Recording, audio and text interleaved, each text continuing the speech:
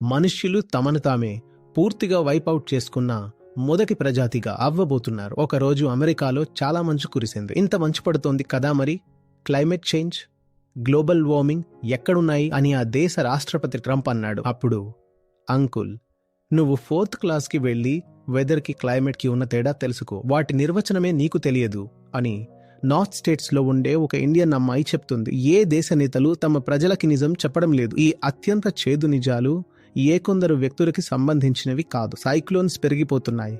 అప్పుడు ఏమవుతుంది?